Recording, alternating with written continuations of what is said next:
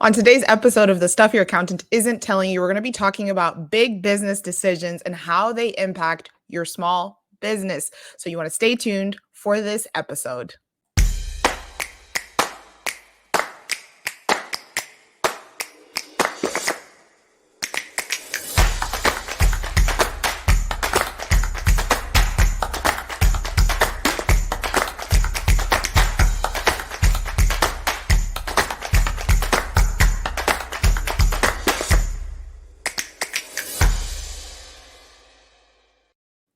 Welcome back to another episode of Stuff Your Accountant Isn't Telling You. I am Lola Turner, CPA, and I am joined by my co-host today, Mr. Terrell Antonio Turner. Terrell, welcome back.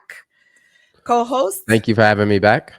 Yes, I'm very happy. I'm very happy to be here. That's a Coming to America reference for those who may or may not know. If you haven't go see the movie, this is not an ad for Coming to America. It is one of my favorite movies. However, how are you doing, Terrell? In all honesty, I am recovering from a very serious flu. Tested negative for It's not COVID, so it's COVID. not COVID, but it's a very tough flu. So I am not my usual chipper self, and I've already been on camera and filming for like 4 hours already today. So I'm not my usual chipper self. I am excited though because some of the stuff that I was filming was with Flowcast. We're working on some great content there because season 2 of PBC will be coming out soon. So I was working on with the studio team on some awesome stuff there. But yeah, I'm good. Just I'm recovering.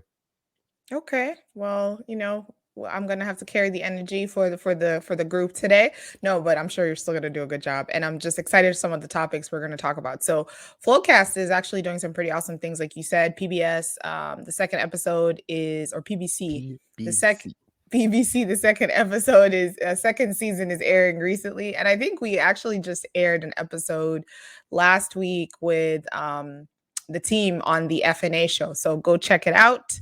And yeah, so I'm looking forward to it. I do hope you feel better, Terrell. It's important. Yeah, absolutely. Yeah, I mean, I think it's one of those things of focusing on the health. I mean, last week was a full week. I mean, I think with the grant program that was going on in Charlotte, Mecklenburg, where we were helping our clients get their stuff together to be qualified for a grant. And I think this is a very important point, is because some of the clients, they weren't using our accounting and bookkeeping services for 2021. And for the grant, you needed to submit your 2021 financial statements, balance sheet, P&L, and cash flow statements. You need to submit your tax return for 2021, and you needed to do your year-to-date financials for, income statement, balance sheet, and cash flow statement. Now, one of the things that a lot of them struggle with is they either weren't using an accountant last year, or the accountant they were using, wasn't providing regular financial statements. So they didn't have that information to submit. So, I mean, we were like down to the wire with, trying to get, all 6 of the companies that were in the Mecklenburg County, trying to get them ready to be able to file. I mean, it was a hard push, but it's something that I tell a lot of people because it's something that also happened, when it came down to the PPP loans, is if you don't have your financial statements in order, like you could be disqualified for a lot of grant or even sometime loan opportunities. So it is in your best interest to have your stuff in order. And if you're working with an accountant who just isn't doing it, I always tell people, like, make sure you get your stuff together. So for us, last week was tough. I mean, we were doing like 16-hour days. And then one of our clients celebrated their 40th birthday. So we went to, as a client and a really good friend of mine, we went to celebrate, his birthday. My mother had knee replacement surgery, was there for her, got home, woke up Monday morning, and the flu was upon me. Yeah, it was definitely a busy week. And I think to going back to the point on the grants, like one thing that I have realized as well is that is not the time for you to be trying to get your financials in check. It is just not. And I saw the same exact situation with some of the small business programs that we were helping with in our local community area, where it's like, especially with the PPP loan, where people are then trying to scramble, put together financials, and it's like this is not the time for you to be scrambling, because what you don't under like I think what people don't realize is at that point you're paying like premium price for like rushed financials, and oftentimes you have a higher tendency of it being done incorrectly, and you just don't I mean you don't want to do that, because this is money that is going to help drive your business forward, and so you don't want to put it at a risk because hey, you didn't have the right financial numbers, because you didn't Yeah. get the right accountant, or you just didn't have an accountant at all, period.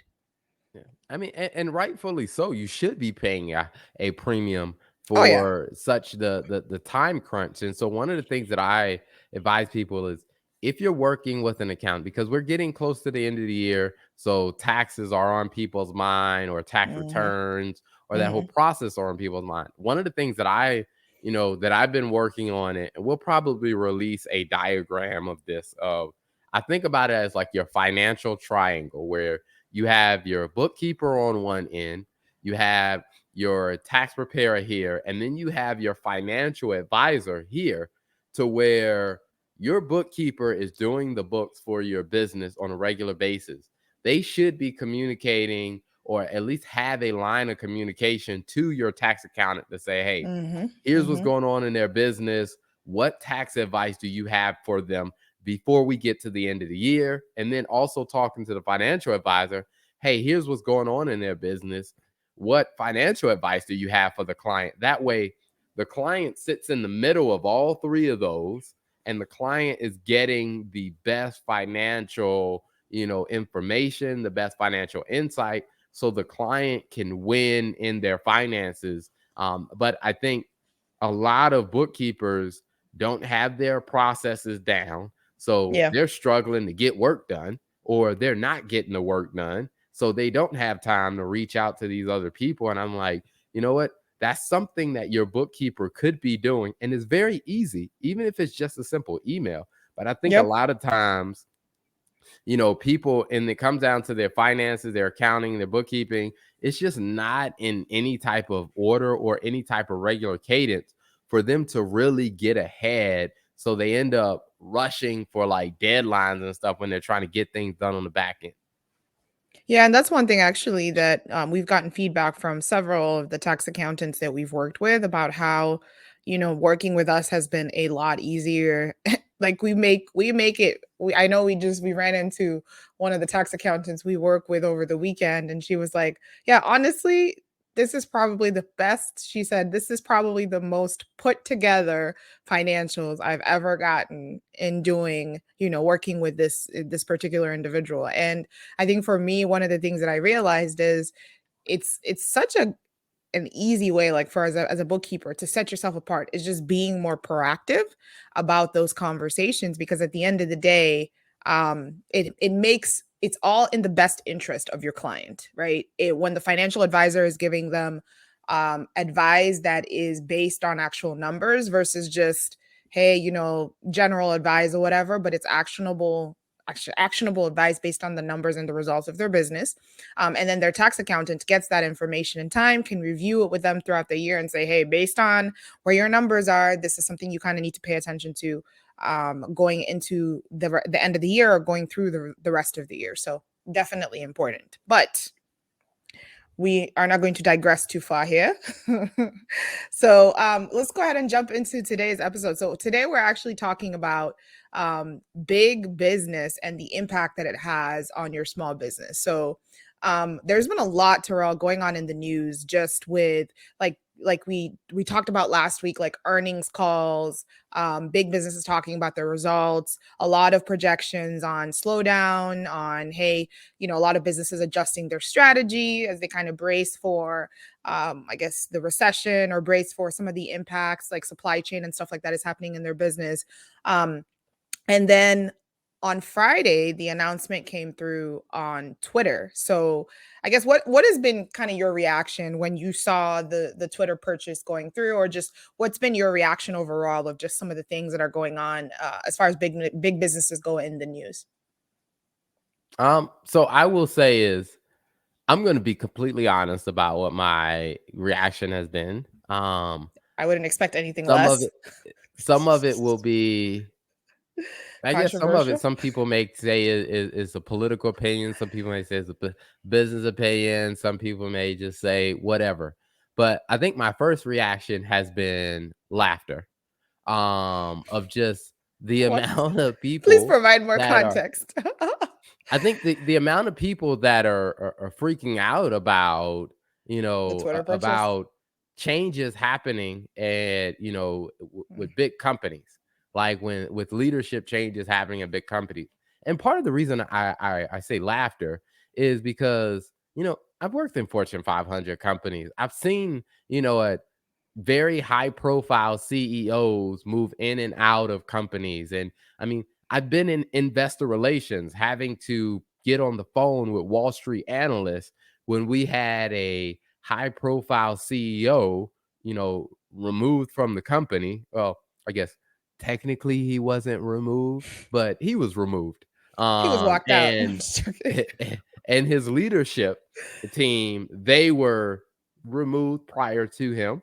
Yeah. Board of director members were removed, and there was this massive change.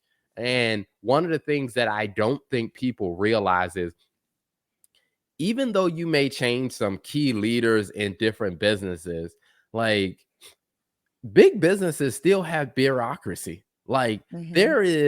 it will take some time for some of the changes that people want to see happen.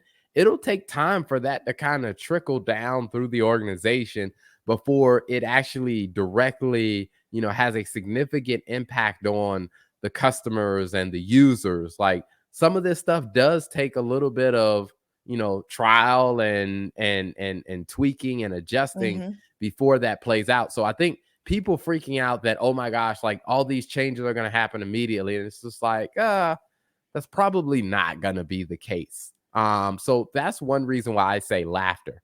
The other thing is I do think that, it's been very interesting to see Twitter talk a lot, or let's say to see Elon Musk talk a lot about the monetization strategy for Twitter. Because Hmm. prior to this, I mean, there may have been some people who talked about it, but you usually did not hear a lot of people talk about the monetization strategy of Twitter.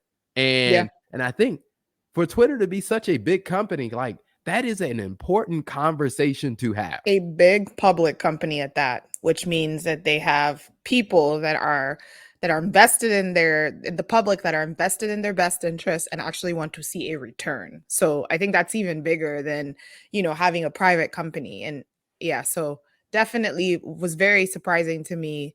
Um, I think almost, and I think this comes down to a point that I kind of want to dive into a little bit more is maybe not on this episode, but I think one of the things that I've realized, and maybe working in bigger companies has kind of helped give this perspective to both of us. And I think this is going to be important to you, to the audience as business owners to understand this is I think a lot of times there is so much emphasis on the social aspect of a business. And a lot of times people forget that at the end of the day, the business is about delivering results. The business is about delivering a good performance. And in the case of Twitter, before it became a private company, was about making money for shareholders and stockholders. So I think sometimes there's a lot of focus on, at least the things that I've seen on the news, there's been a lot of focus on the specifically for Elon Musk and Twitter, hey, the whole freedom of speech and how this is what this is going to mean with what Twitter signifies, and a lot of the audience spending time on Twitter and stuff like that. And I'm like, yeah, that's good, but at the end of the day, Twitter is a business. And if you're thinking about it as a small business owner, it's like, hey, the social stuff is great, But at the end of the day, you need to make money. And at the end of the day, you need to deliver. And especially if you have employees, like, so you need to think about the strategy that makes the most sense for your business to be successful. Yeah, I mean, I think that there's a lot to that. I mean, because I always say, I mean, step number one is you got to make enough money to survive. I mean, if Right. you're constantly losing money, then you may not be around very long. Like there's only so Hmm. long because the thing is, if you start a business or let's say you grow the business and you're losing money, that means somebody else is giving you money to cover the gap. And it's Exactly. only so long that that's going to last until, those people or that person says, "Hey, I'm not giving any more money into this, because it just keeps going down." So I Right. think at a minimum, you got to make enough money to survive. And then I think also is if you're going to scale your business, you got to make enough money that's worth all the hassle because Hmm. the amount of, I mean, from financial terms, you may hear it referred to as the hurdle rate. And then I think from, just a plain layman's term is, am I making enough money to be worth it? And the best way I think about that is if somebody said, "Hey, I will pay you $100,000, but you have to risk your life every single day for 8 hours a day," most people would be like, I I Is don't it a know about hundred that. thousand dollars a day? Because gladly, maybe not I $100,000 will a say year. because I'll be honest. Even if someone came to me and said, "We'll pay you $100,000 a week, but A your day, life is going to be literally on the line 8 hours a every day," single time. I would say, That's a you know what? lot. Even if you paid me $100,000 a day, I don't know if I would do that because if my life is constantly on the line 8 hours a day, every day that I'm working, I mean, I'm like, I think people start to make that trade off decision to say, Yeah. what I'm getting is not worth what it's costing me to do it. And so Hmm. I do think, it's very interesting, I think, for, a business like Twitter, which I think we're seeing. And I tell, even as the accountant talking to business owners, this isn't something you typically hear an accountant say. But one of the things that I do tell them is, I'm like, first is you got to make sure you control or do what you can to control the narrative of who your company is and what you do. Because if you allow other people to define you, like, I don't think that the people who, were leading Twitter really wanted to be seen as, well, we are the public square. I think they probably latched on to that thinking like, oh, this will help us out. But what they didn't, when they lost control of that, Yeah. now when they're trying to think about their monetization strategy, people are like, oh my gosh, like, how can you do this? No, you're the public square and the public square should be free.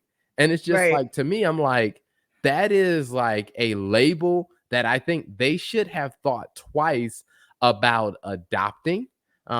Is if you're going to be, if you're going to let, other people who aren't thinking about your business as a whole define who you are and what you do. I mean, I think you could be setting yourself in a dangerous area because at some point it's going to get down to where you need to think about the monetization strategy and you need Hmm. to think about how you're managing your fixed and variable costs. When Yeah. it gets down to stuff like that, you probably aren't going to be having as many social conversations. You're going to be having hard conversations about numbers. But I think if you don't own the narrative for who you are as a business and what you do, it can make it very difficult for you to make the necessary changes just for your business to even break even. Yeah. And I think also just I was very surprised when I found out, which I mean, I was surprised at the percentage. I found out that 90% of Twitter's revenue comes from ads. I mean, it makes sense. But another thing that I thought about is, man, like if I was your accountant, I guess a small business accountant, I'd be like, it's kind of important to understand, like, how often, and again, I don't know, maybe the former executives at Twitter had a conversation and said, hey, you know, how are we making money is this 90% of our revenue coming from ads? Does that really make sense? But for me, that just seems like a really risky play because what happens, if some of the policy changes around ads, like that's one of the things that we're seeing now is where there's an increased focus on privacy. So like a lot of customers can elect to see, hey, I want to see, I feel comfortable sharing my data. I don't feel comfortable sharing my data, where you actually have, like, on your iPhone devices, you have the option to choose that. And so what it's doing is now companies are being restricted on their visibility. And if I'm being restricted on my visibility, like, why would I spend money to pay for, ads that are going to, have less conversion rate when I can maybe, I don't know, do it instead of doing it on Twitter, I can do it on maybe TikTok, just as an example. And so I think for me, ultimately, like, thinking about this from an accountant's perspective or from a business advisor, stuff your accountant isn't telling you is, are you looking at understanding the composition of your revenue, like how your business is making money? Is that something that you're evaluating on a regular basis? Like, do you understand that? Because at the end of the day, the revenue is good, but like also the source of revenue, I think, is the whole having too many eggs in one basket, to where if something happens there or something changes, like Twitter would have been completely put in a position where I think we're seeing with Facebook now, where there's less ad revenue coming in, and it's impacting the business because all of it is based on, you know, how the business is all based on the advertising revenue and how businesses are interacting with that. I mean, and I will say is from a slightly different perspective, I don't think it's a bad thing to be so heavy on advertising because if we think about it, your television stations are, I mean, their main source of revenue is ads and Hmm. sponsorship. I mean, Hmm. and they have survived. Radio stations. I mean, podcasts. There are Survived is so many. subjective on TVs, but yeah. But I mean, when you think about it, like many of them are profitable. So when I This say Okay, survive, fair. meaning like they've either made enough money or they've had enough money injected into them to be able to last for years upon years to exist. And I don't think that, advertising is a bad area because I mean, a lot of money goes into advertising. Where I Mhm, think the challenge with Twitter is when and this is something I think every business should do, and your accountant or bookkeeper or CFO should have these type of conversations with you. Is really what I like to do with clients is really lay it out. Say, okay, all right, how do you make money? And if we list out the ways that you make money, for example, with Twitter, how do you make money? Ad revenue. Okay, what in your is anything in your corporate strategy going to hurt you in that area? Now, if you look at this, their public messaging about, well, we're the public square, and you look at this messaging about, well, we want to create a space where people can have conversations, and there's all these stories about how their policies about them taking certain specific type of content down, or how are they policing different types of content? The question is, if ad revenue is the core way that you make money, are your actions on your non-revenue strategies hurting that advertising revenue? Because when businesses start hearing about, well, they're snatching down certain ads, which means they're constantly in this controversy, they're going to lose viewership. Why should I spend more money on showing my ads on this page? I'm like, that's where you have to combine your financial understanding and your business strategy, and you got to make sure you find a way that something that makes sense and that works, because I think a lot of businesses are struggling with that. Like, and I talk to some businesses about that when they're looking at how do you make money, and then what public image or what messages are you trying to promote.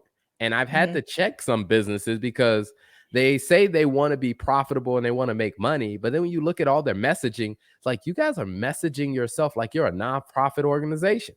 I'm like, That's that's not Yeah. going to help you. That's what actually I was gonna say is I think you need to understand for how you're messaging yourself, like, is that where your biggest customer base is? Right? Like, who does your messaging resonate with? And I think that automatically will impact what your financial revenue or your revenue for your business will be. Because if your messaging and your branding is appealing to a target audience that is not going to help you generate and meet the revenue goals that you have, then it's probably something you need to evaluate. So the question is, then do you say, okay, hey, like, going back to the surviving, like, does me messaging this, like, does me messaging my business this way appeal to the right target audience that I'm trying to target? If the answer is no, then you have two options. One, you change your strategy, or two, if you don't want to change your strategy, then you might need to downsize your business to reflect the actual customer base that your messaging is targeting. Absolutely. I mean, and I think that that one becomes a challenging one because I think you have to get really good at, understanding who is the target audience that you are trying to attract. Now, when it comes down to platforms like Twitter, it's a little different because their business model is a little different because Hmm. the people they're trying to attract to the platform are not the people who are paying. People they're trying to attract are the people who are there, who are the audience who are going to view the ads. So it's like your consumer and your paying customer are not the same people all the time in, those types of business models. And I think if that's your business model, you got to make sure that, hey, you are finding a strategy that makes sense. Now, I would say for us, like, our target audience would be service-based businesses, so like law firms. And so one of the things I would say in that case is, like, for a couple of law firms I've worked with is, hey, if you're doing a family law case and this you're representing this person in the divorce, the person who's paying you is the person who is also your client. Now, Right. if you're doing some type of court appointed case, the person you're representing is not the one that's paying you. The state is paying you, or the city or the county is paying you. So I think one is you have to understand, like, how are you making money Right. and what do the economics, what do those dynamics look like, and make sure that, hey, whatever your business strategy is not hurting your monetization strategy at the same time.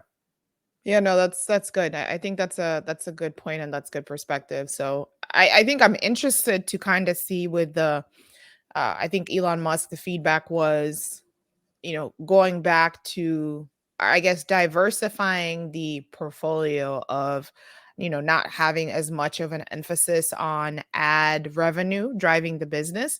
So I'm kind of interested to see how that works. I think the subscription model is something that a lot of businesses are pushing for, or I'm seeing a lot of big businesses move towards. And so I'm kind of interested to see how that's going to play out. But I think more importantly, like Terrell and I said, as a small business owner, when we go back to ultimately stuff your accountant should be telling you or isn't telling you, is you really need to understand, first of all, how your business makes money. So, like, understanding the composition of that. And then you also need to just, are you reviewing your pricing strategy and asking, like, does this still make sense for your business? And then I think just understanding, like you said, Terrell, the point of, does your does your branding or the messaging that you are trying to communicate, does that align with the audience that you're trying to reach and sell to? Because if they're misaligned, then it's not matching and you're more likely to end up spending money on things or targeting or focusing on certain areas that don't really yield you the profit that your business wants to see. Absolutely. Yeah. Absolutely. So I'm interested in, that's kind of what we've seen with Twitter now. One of the other things that I think it kind of cascades of what we see happening with Twitter also, I think, has an impact on other major companies, Mm, social media or media companies, period. Like, it's making me keep an eye on Facebook mm, because an area that I think that accountants are not talking to their business owner clients enough about is, are you really getting a good ROI on your marketing activity? And mm, when you start looking at Facebook, some time ago, you saw ad revenue, or recommendations to spend on ads on Facebook kind of went down a little bit. But I think now it seems like, the visibility of even the content we post or Yeah. the visibility, I guess you would say the RO, the potential number of people you can get your content in front of seems to be increasing, which means like, hey, with a little bit of a marketing budget, you could start to see a better return on investment. So, what have been kind of your thoughts when, or have you even been thinking about Facebook at all?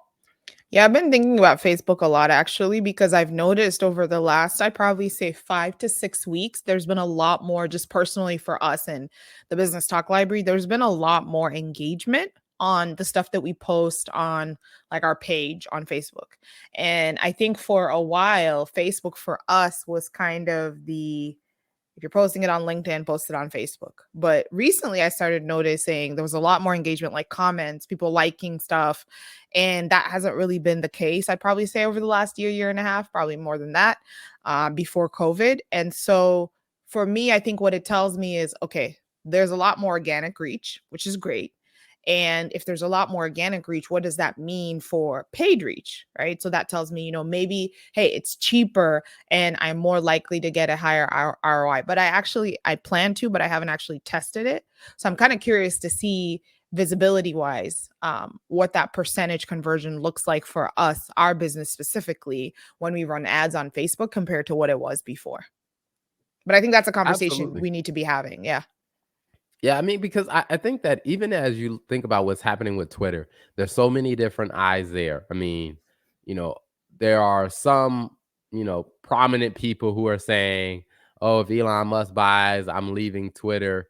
Then part of the question that some of the other social platforms are asking is, well, where are they going to go? Right. Because if they do leave Twitter, do they take their audience with them, and which platform is going to catch, which platform is going to see more growth? Now, my honest opinion is I don't think that they're leaving Twitter. I think they're going to stay. And but I do think other platforms are looking at like, hey, whatever pricing strategy Twitter comes out with, if Mhm. Twitter makes a subscription model work, then other platforms are probably looking at a similar thing, because right now the driving revenue source for these other platforms is ad revenue. Ads. But Yep. if a subscription model could work for Twitter, then some of the other platforms could look at that. And for small businesses, where I think that that becomes an important thing to look at is paying attention to the competitors that are within your sector. Like, Mhm. one of the things that, like I said, we work with a lot of law firms. So one of the things that I enjoy doing is going to some of the law firm conferences and actually checking out like what's going on, like what's happening in the industry. Like, I was at the Clio conference, and at the Clio conference, they released a report called the Clio report, or the legal Legal trends legal report. trend report. Yep. And so I'm going to do an episode all about like, hey, here's some of the things that I found in the trend report. But one of the things that I found in sitting in some of those sessions is people get a lot of value from, just knowing what's happening in my industry, paying Right. attention to competitors. And I think not enough small businesses pay attention to their competitors to have an idea about, hey, how can we possibly tweak our business to open us up to more opportunities? No, that's good. That's good. I think that's important for like Facebook and some of the other platforms. I'm actually curious on a personal side to see how they're going to navigate this because if it works for Twitter, I don't know how many subscribers are on Twitter. I don't use Twitter. How many accounts are on Twitter? But I'm interested to see then because I think people are really gonna have to choose if people try to go towards the subscription model.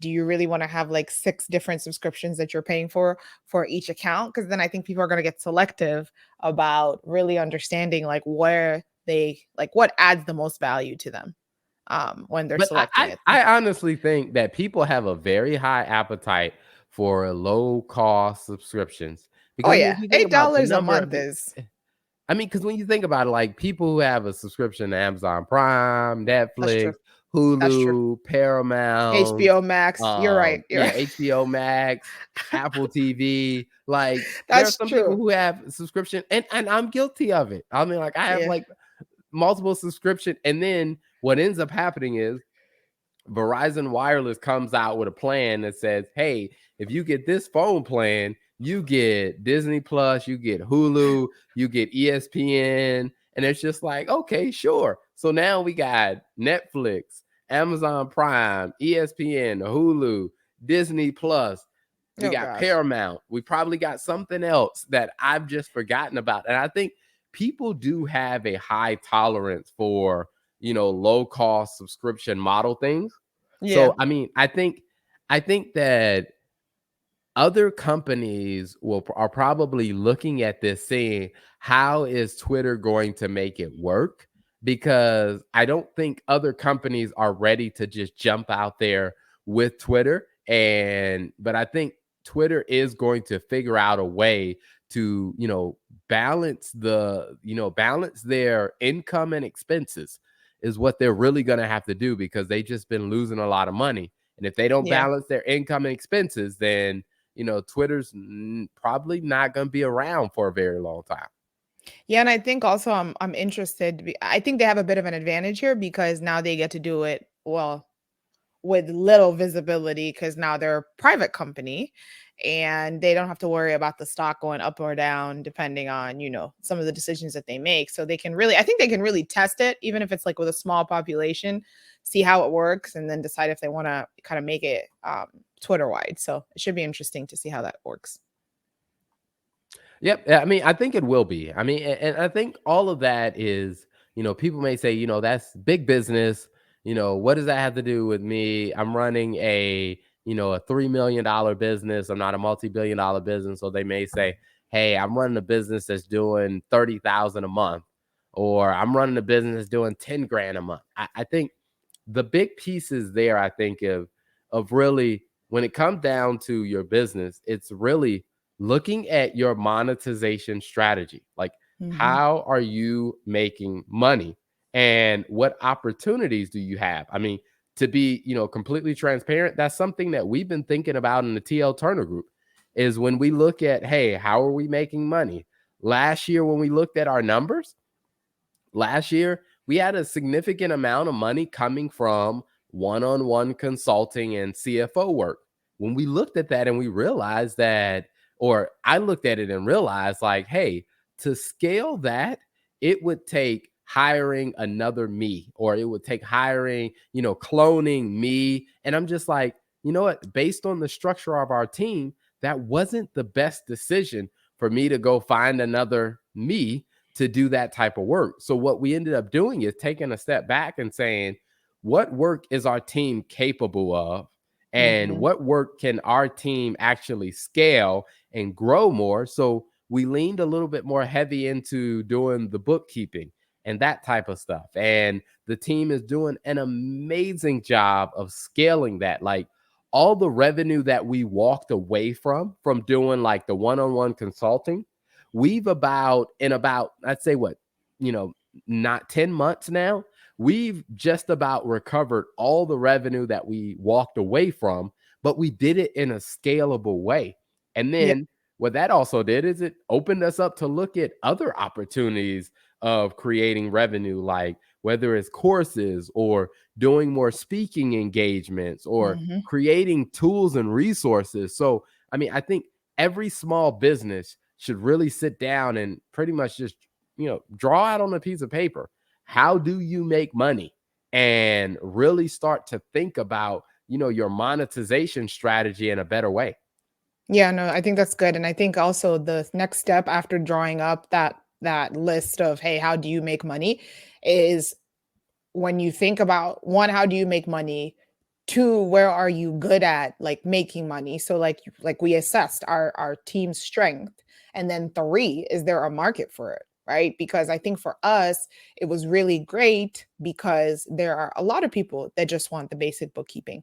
right? There's a lot of people that just need that. They're at the point where they need that, where they can't really, their business isn't at the point where they can pay for the CFO services and the consulting, like some of the tier pricing stuff that we have. And so for us, it worked well. So I think it's important while you're assessing that to also understand, like, okay, how do I then match what I'm really good at to where the demand is? Because then that helps kind of make sure that your business is surviving and thriving, and you have that recurring revenue that you need to kind of help drive your business forward. Absolutely. I mean, and I, I want to do, I want to just brag on, like the marketing team, my marketing team, because, in the process of doing that, like we were thinking about, okay, all right, what can we do? I call it the factory. So the factory Mhm. would be like the senior accountant, the bookkeepers, like that side of the house is what I call the factory. Like that's where the work gets done. And with working with the team is thinking about like what can we do to, one is we want to help small businesses, want to help, provide a resource. Now, they may not be at the price point of some of our larger customers, or let's say some of our probably average customers that we deal with. But they still need some sense of support from a quality bookkeeper, because there's a lot of crappy bookkeepers out there. There are a lot of That is true. crappy accountants out there. And sometimes people just need a little bit of help. So I want to brag on my marketing team because they came up with this awesome website. So if you are, listening and you're not viewing, you're missing out. What I will tell you is go to YouTube and go to about what I think this will probably be like 40 minutes into the conversation. And you Yep. can see the image of the awesome website that they have built for the small business program.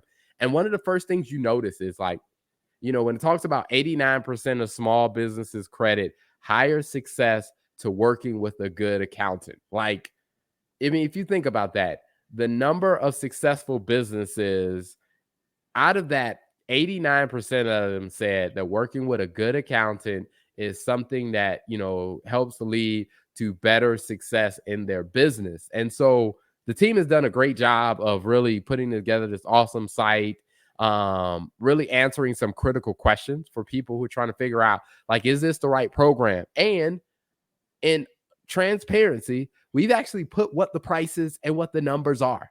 Now, Yes. what I will say is this is another one of those things of what we talked about earlier is you have to understand your numbers for your business because you can't run a loss. So one of the things that we recognize is like, okay, all right, we will not survive at price points. Our business will not survive at price points like this if everybody got these price points. So one of the things that we decided was, okay, we do want to help more small businesses. So we can probably free up enough capacity for about 15 small businesses to be able to, take advantage of these types of prices. Now we do have some criteria in there for who qualifies as a small business. But I think it's just one of the things that we talked about earlier of when you're looking at, like I said, a business like Twitter, like they had to look at their monetization strategy.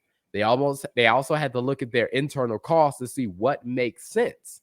Because I think, you know, you can have some sense of a social agenda or a social, I guess you say a social impact as related to your business. But I do think you have to look at that in the total picture and say, hey, we can't be a for-profit company acting like a nonprofit.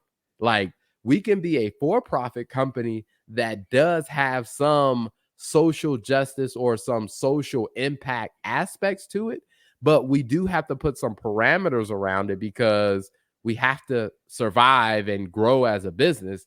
And so one of the things that we came up with was that small business program and limiting it to 15 business owners that are in that category. Now, we currently have 3 businesses that are already in that category, which means we got 12 spots left. Now, after those 12 spots are up, By the time this airs, we'll um, probably have less, but yes. but I will say is, but I mean, the good thing about it is what I'm pretty excited about is the things that we're talking about here, like the monetization, thinking about the monetization strategy for your business. Like we had those type of conversations with our clients. And one of the things that our clients are seeing is their revenue is growing. So they don't stay in that, sub small business category too long Yeah, because as you are having these type of conversations with your accountant and your finance people, it really starts to open your eyes to other opportunities. And I remember like there was one business when they came to us, they were doing maybe about $16,000 in revenue a month. Like we started working together. There were some questions we started asking them. We started digging into some of their numbers. Now they're doing double that a month. I mean, actually mhm, last month they hit about what 45,000 in revenue that's and awesome. that was their first time hitting 45,000 a month in revenue, and they're continuing to grow, and part of it is because of the conversations that we're having That's and it the right way there. that they're able to take those conversations and turn them into actions that can grow their business. That's it right there. That's really, really good point. I want to say two things. Number one, for those people that are interested in the program, we will put it in the notes. Like I mentioned, this episode is probably going to air the second week of November. So if there's still spot space left, then hey, we can sign, you can potentially get in. It is stuffyouraccountantisn'ttellingyou.com/small business program. So once you access that, you should be able to see the options, read a bit more. And like Terrell said, we are very transparent about the pricing. We have some free resources there, and you can actually read reviews of the services that we offer. Because for us, like one of the things that I'm a big believer in, and I say this all the time, is yes, there are crappy accountants, but there are also crappy customers. So we want to make sure that, hey, for us, it's extremely important that we're vetting people. And hey, it's all about you vetting us as well, making sure that you're the right fit for us and we're the right fit for you. And so I think, like, as of when we're filming this, we have 13 spots left. And hey, if you hear this, 12 spots. I'm sorry, 12. Look at me. I'm the accountant. I should be doing this right. 15 minus 3 is 12. We have 12 spots left as of when we're filming this. And so definitely check out the website. And if it goes and you get in, then that means that there's a spot left for you and we can go through the process of evaluating if you're a good fit for the business. That was one Yep. thing I wanted to say. And one of the things that I will say to this, which I think is interesting, is because I've talked to a couple of accounting firm owners that have looked at this and or that I've had conversations with, and when I started talking about this, they were like, "Oh my gosh, no, you should not do that. That is a horrible idea. That is a bad idea." And it's like I get where they're coming from. Yeah. One of the things that, like said, but what they don't grasp is that what we figured out. One is how to get our factory efficient so that we Hmm. can do this in a way that still makes financial sense for us. But Right. then also, we recognize that the companies that we've been working with at this level, like they're growing, like they Hmm. don't stay in this small business area like too long. I mean, like I said, fast they're growing in a very healthy way because we're not just doing the bookkeeping. And I think that that's one of the things that one of the conversations that I think the stuff that your accountant isn't telling you is that they're not having conversations with you about what can help you move forward, like really taking a good look at your monetization strategy. If they're not, talking to you about your monetization strategy or how you're making money, if that's not a conversation that's coming up, then they may be doing some stuff in the background, but they might not be the best fit for you. So you Yeah. probably want to really consider like, hey, is this person really helping me move my business forward? Like, I don't want them to just send me PDFs at the end of the month that, hey, here's what your profit and loss looks like, or hey, here's what your balance sheet looks like. It's like, no, help me understand what should I be paying attention to here if I'm going to move my business forward to the next level. And I think those are the type of conversations that you should expect from people who have intimate knowledge about the numbers of your business. is conversations that help lead you to the next level of growth in your business. Yes, agreed. Any last thoughts for this week's Stuff Your Accountant Isn't Telling You episode? I will say is I'm tired, I'm exhausted. I need to take some medicine and go to bed. So I did my best to give you guys the high energy version of me. This is the high energy when I am recovering from the flu. So if you are watching the video, you probably saw me not as energetic as I normally am. But know that I still love you, and I will be back next week Yes. with Yes. way more excitement and way more wisdom, insight, and stories to share. So thank you guys so much. And then I will also say, last week, I do want to say thank you so much. At the time of recording this, last week, there was a post that we shared from the Stuff Your Accounting Isn't Telling You. Oh, And I yeah. think within like 2 days, it got like 22,000, views on it, On because LinkedIn, yeah. all of you love what we are sharing and you are telling other people about it, to where it's like, to get 22,000 views on clips from this show in a matter of 3 days. That is huge. That is That is pretty awesome. awesome. And thank you Woo! so much for being viewers of this show. Yes. And I promise we will continue to be back with more exciting and high energy. So until next time.